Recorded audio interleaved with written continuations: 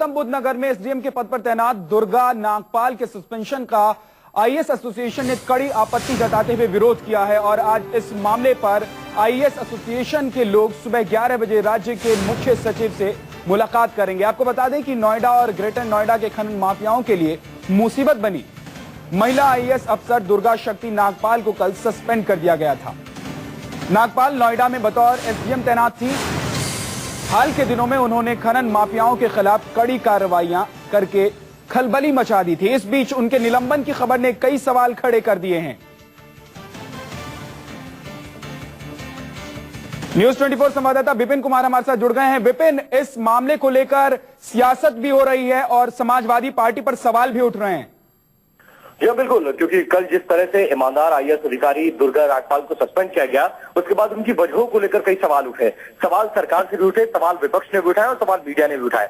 सरकार की देर रात सफाई आई है कि धार्मिक स्थल पर एक दीवार खड़ी की जा रही थी, उस दीवार को आईएएस दुर्गा नागपाल के ऑर्डर से तोड़ा गया, जिससे सांप्रदायिक सौहार्द बिगड़ सकता था। जबकि हकीकत यह है कि हमने जब अपनी जांच की, हमने वहां अपने संवाददाताओं से बात की और वहां हमने अपनी टीम भेजी, तो ये बात निकल कर आई कि सरकारी जमीन पर धार्मिक स्थल बनाया जा रहा था जो कि अवैध है, गैर कानूनी है। उसी बात को लेकर इन्होंने कार्रवाई की जिसका खामियाजा इन्हें भुगतना पड़ा। लेकिन हकीकत यह है कि यह महज एक बहाना है कि दुर्गा शक्ति नागपाल को सस्पेंड करने का, कि उन्होंने धार्मिक स्थल की दीवार को गिराया। जबकि हकीकत यह है कि उन्होंने जो खनन माफियाओं पर कार्रवाई की थी उससे सरकार नाराज थी और उन्हीं के दबाव में सरकार ने यह फैसला लिया। और मैं आपको बता दूं कि यह पहला ऐसा मामला नहीं है जब ईमानदार अधिकारियों पर सरकार की तरफ से गाज गिराई गई है। इससे पहले गोंडा में जब पशु तस्करी का मामला आया था और सरकार के एक मंत्री केसी पांडे पर आरोप लगे थे और जिस एसपी ने उस मिनिस्टर पर कास्टिंग किया था उसका ट्रांसफर कर दिया गया था, उसका सस्पेंशन कर दिया गया था। तो या कहीं ना कहीं उत्तर प्रदेश में जो ईमानदार अधिकारी हैं उनको ईमानदारी की सजा बार बार मिलती आ रही है। उसी का एक सिलसिला दुर्गा नागपाल के साथ भी जुड़ा हुआ है। विपिन, साथ में सवाल ये भी उठ रहे हैं कि समाजवादी पार्टी के एक नेता के दबाव में ये पूरा फैसला लिया गया था और खुले तौर पर समाजवादी पार्टी के जो नेता हैं वो ये कह रहे हैं कि उन्होंने आला नेताओं से बात की, बड़े नेताओं से बात की और उसके बाद सस्पेंड किया गया इस आईएएस अफसर को। सरकार का इस पूरे मामले में ये तर्क है कि धार्मिक स्थल की दीवार को गिराया गया, इसलिए वहां पर सांप्रदायिक सौहार्द खड़ा हो सकता था। जो नरेंद्र सिंह भाटी लोकसभा उम्मीदवार है नोएडा से, ग्रेटर नोएडा से, उनका ये तर्क है कि मैंने आला अधिकारियों को बताया कि यहाँ पर दीवार ना गिराई जाए। लेकिन सबसे बड़ा सवाल ये है कि उस जो लोकसभा उम्मीदवार है उन्होंने कहा कि मैंने अपनी निधि से 51,000 रुपए धार्मिक स्थल बनाने के लिए भी दिए हैं। लेकिन सवाल ये कि क्या उस जमीन का कोई परमिशन इनके पास था? क्या बिल्कुल सवाल ये है कि क्या उस जमीन पर निर्माण करने से पहले इजाजत ली गई थी? सरकारी जमीन थी जिसके बाद शिकायत की गई एसडीएम के पास और शिकायत के बाद कार्रवाई हुई। कार्रवाई के बाद इस पूरे मामले ने जोर पकड़ा और उसके बाद आईएएस दुर्गा शक्ति को सस्पेंड कर दिया गया और अब इस पूरे मामले को लेकर जमकर राजनीति भी हो रही है। अब आपको बताते हैं कि आखिर क्यों गौतम बुद्ध नगर के आईएएस को सस्पेंड किया गया। क्या खनन माफियाओं के खिलाफ बड़ी कार्रवाइयां करने पर गिरी गाज? देखिए ये रिपोर्ट।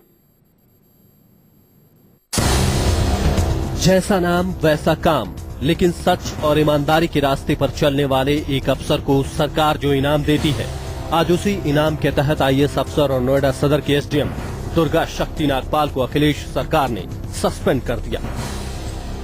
बीते दिनों नोएडा के खनन माफियाओं पर दुर्गा बनकर टूटने वाली इस आईएएस अफसर ने हड़कंप मचा दिया था। सरकार के इस कदम को विपक्ष अखिलेश सरकार के अंधेर गर्दी करार दे रहा है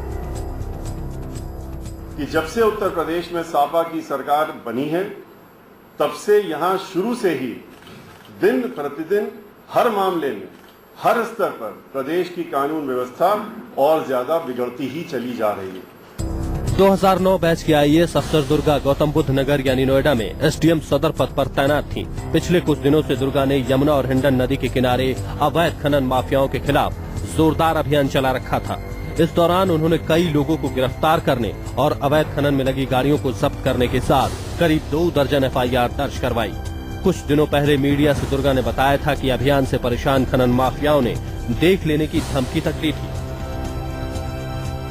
ज्यादातर अर्ली मॉर्निंग या देर रात को होता है, दिन में ये कम होता है और बहुत ज़्यादा डंपर्स हैं जो दिल्ली के एनसीआर से कनेक्टेड है, तो इन लोगों के लिए इजी एक्सेसिबिलिटी है, ये यहाँ से इनके लिए ले जाना काफ़ी आसान है।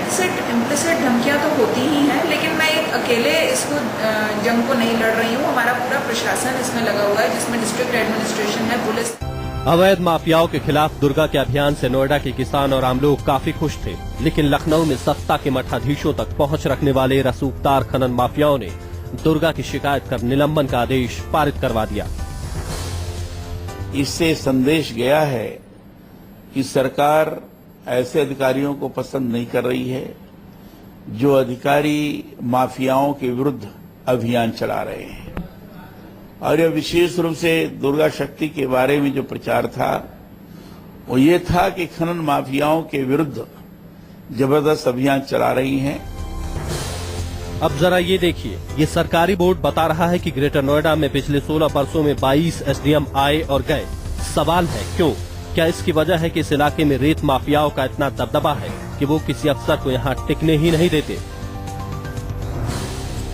सवाल ये है कि दुर्गा के सस्पेंशन की वजह क्या यही है? एसडीएम दुर्गा का निलंबन उसी आधार पर हुआ जैसा अखिलेश सरकार कह रही है। क्या नोएडा के खनन माफियाओं के रिश्ते रसूखदार सत्ताधारी नेताओं से है? अखिलेश राज में वो कौन है जो खनन माफियाओं को संरक्षण दे रहा है और वो कौन है जो ईमानदार अफसरों की बलि ले रहा है? सरकार की दलील है कि दुर्गा की वजह से इलाके में सांप्रदायिक तनाव बढ़ रहा था, लेकिन ये बात किसी के गले नहीं उतर रही। बहुत सारी ऐसे भी मामले होते हैं जहां कहीं सांप्रदायिक तनाव न पैदा हो या कोई ऐसी बात न हो जहां गांव में किसी तरह के विवाद बढ़ जाए, तो ये प्रशासनिक कभी कभी निर्णय लेने पड़ते हैं। आप ही कहते हो कि निर्णय नहीं लेते और आप ही कह रहे हो सख्त निर्णय ले लिया, तो मुझे खुद जानकारी नहीं कि आप पूछना क्या चाहते हैं। सवाल है कि जब खनन माफियाओं के खिलाफ आईएएस दुर्गा की सख्ती से इलाके के लोग खुश थे, तो फिर सांप्रदायिक तनाव क्या सस्पेंड करने के लिए सरकारी शिगुफा नहीं है? सबसे बड़ा सवाल तो यही है कि क्या अखिलेश राज में एक ईमानदार अफसर ने ईमानदारी की कीमत चुकाई है? लखनऊ से मानस श्रीवास्तव के साथ ब्यूरो रिपोर्ट, न्यूज 24। तो आईएएस दुर्गा शक्ति के सस्पेंड के बाद अब इस पूरे मामले को लेकर सियासत हो रही है। साथ में जिस तरह से सस्पेंड किया गया है उस पर भी अब आईएएस लॉबी जो है वो नाराज है। वो मुख्य सचिव से आज मुलाकात करेगा।